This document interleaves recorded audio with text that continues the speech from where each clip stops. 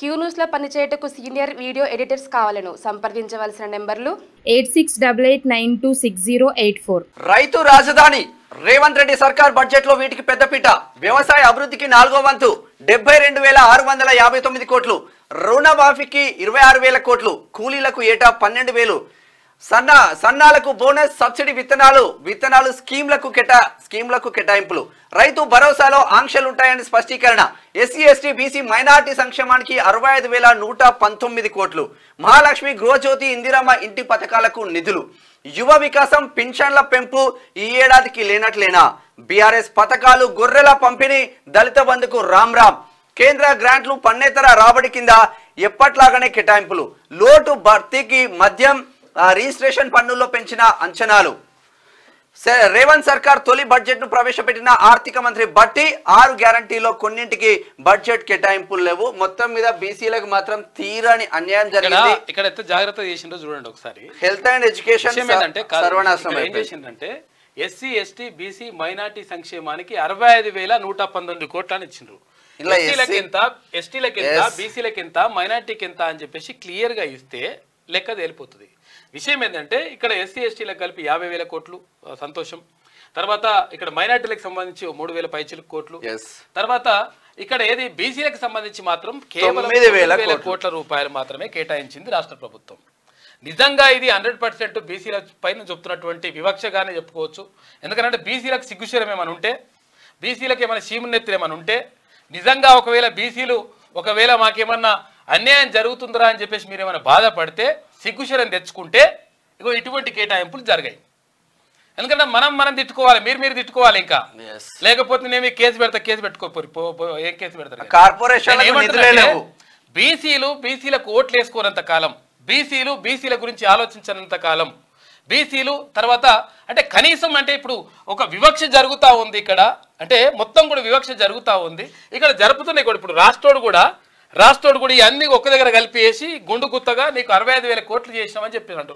65,000 కోట్లు అంటే నాకు కూడా మస్తుకు వచ్చినాయని అనుకోవాలన్నట్టు. కాబట్టి నిజంగా బీసీలకు సంబంధించి అక్కడ ఉన్నటువంటి మంత్రులు కానీ, ఎవరైతే ఇప్పుడు మా మంత్రులుగా కొనసాగుతున్నారో మంత్రులు కానీ, అక్కడ శాసనసభలో శాసన మండలిలో ఉన్నటువంటి ఎమ్మెల్సీలు కానీ వీళ్ళందరూ 100% మాట్లాడాల్సిన అవసరం ఉన్నది. మిమ్మల్ని అక్కడ ఇసుకవే కూర్చోబెట్టింది, మరి సపరేట్గా తిన్నురా కూర్చోర్రి, మీరే మంచిగా పైసలు సంపాదించుకోరి, లేకపోతే ఇంకేమైనా వేసుకోరని కాదు. మిమ్మల్ని ఇసుకవే కూర్చోబెట్టింది 100% బీసీలకు న్యాయం చేయమని చెప్పేసి కూర్చోబెట్టినరు. కాబట్టి 100% మాట్లాడాల్సినటువంటి బాధ్యత అవసరం మీ పైన ఉన్నది.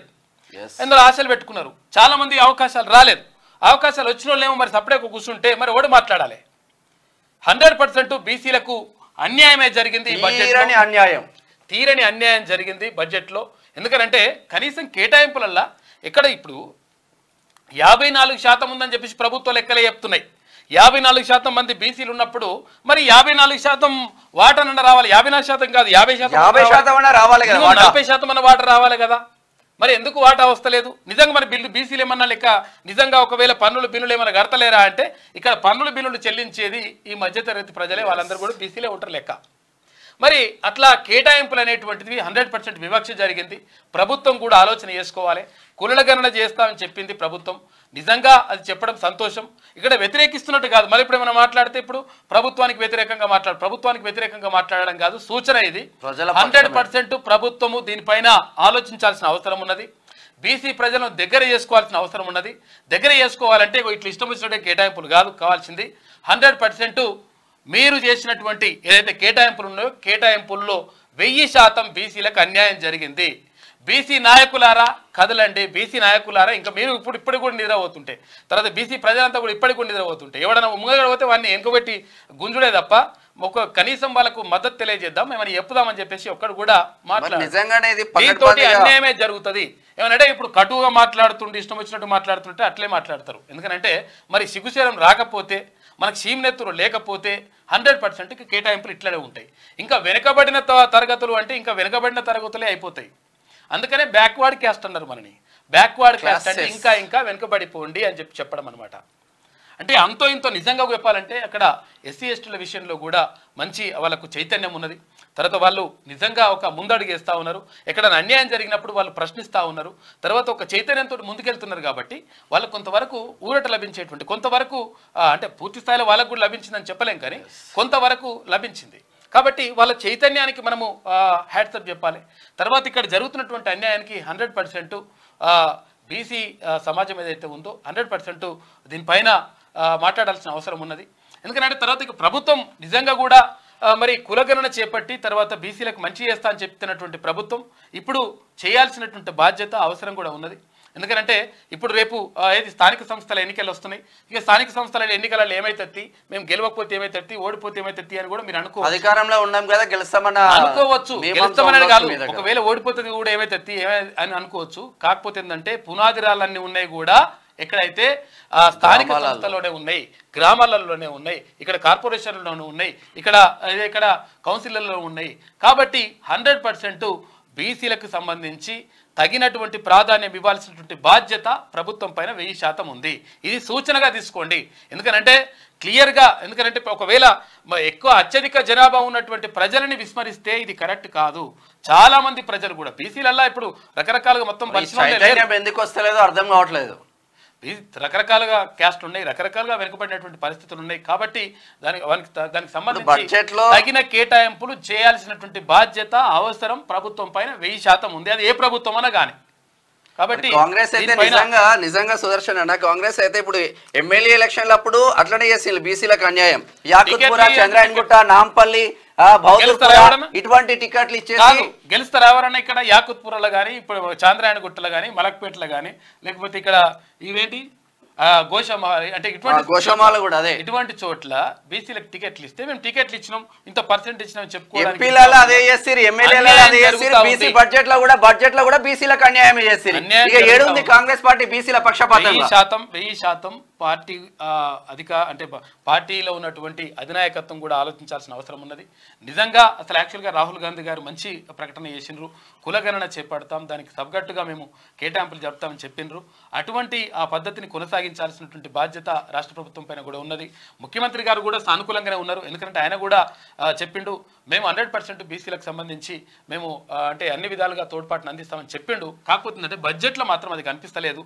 కాబట్టి ఒకసారి పునరాలోచించుకుంటే మంచిగా ఉంటుందని చెప్పేసి అక్కడ ఉన్నటువంటి సమాజంలో ఉన్నటువంటి చాలా మంది కూడా ఆవేదన వ్యక్తం చేస్తా ఉన్నారు. చూస్తా దీని గురించి ప్రభుత్వంలో ఉన్న బీసీ మంత్రులు మాట్లాడారు, ప్రభుత్వంలో ఉన్న బీసీ ఎమ్మెల్యేలు మాట్లాడారు. ఇటువంటి విషయాలలో ప్రభుత్వం అని కాదు, ప్రతిపక్ష ఏ పార్టీలు ఉన్నా కానీ 100% మీ వర్గాల కోసం మీరు మాట్లాడకపోతే అన్యాయమే జరుగుతుంది.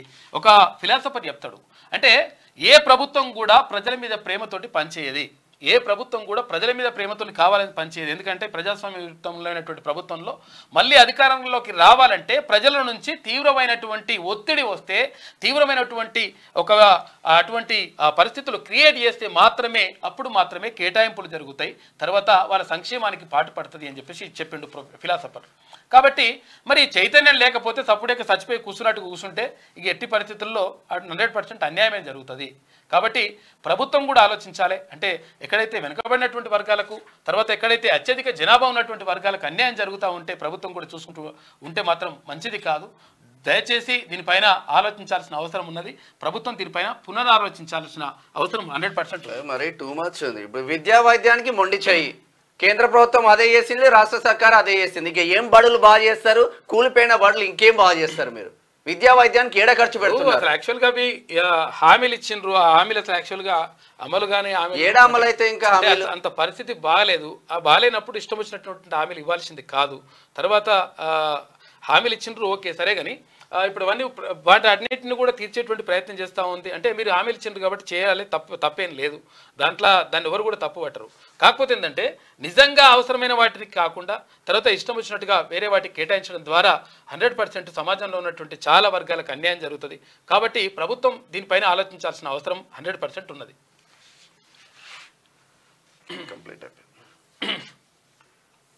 అవసరం లేదు. ఇక రైతు రాజధాని సంక్షేమం కూడా ఇక తొలి బడ్జెట్లో రేవంత్ రెడ్డి సర్కార్ ప్రాధాన్యాలు ఇవే. ఇక బడ్జెట్లో ఏకంగా 4వ వంతు నిధులను వ్యవసాయ రంగానికి కేటాయించి తమ తొలి ప్రాధాన్యం అన్నదాతకే అని స్పష్టం చేసింది. అయితే దానికంటే కాస్త తక్కువ నిధులను కేటాయించి మలి ప్రాధాన్యం రంగానికి చాటి చెప్పింది. ఇక ఇటీవల అసెంబ్లీ ఎన్నికల్లో హైదరాబాద్ శివారు ప్రాంతాల్లో ఎదురుదెబ్బ తగిలిన విషయం తెలిసిందే. అందుకే 3వ ప్రాధాన్యంగా నగరాభివృద్ధికి ఎంచుకుంది. అయితే జిహెచ్ఎంసీ సహా అన్నిటికీ కేటాయింపులను భారీగా పెంచేసింది. వెరసి బడ్జెట్లో ఇటు పల్లెలకు అటు పట్టణానికి పెద్దపీట వేసింది.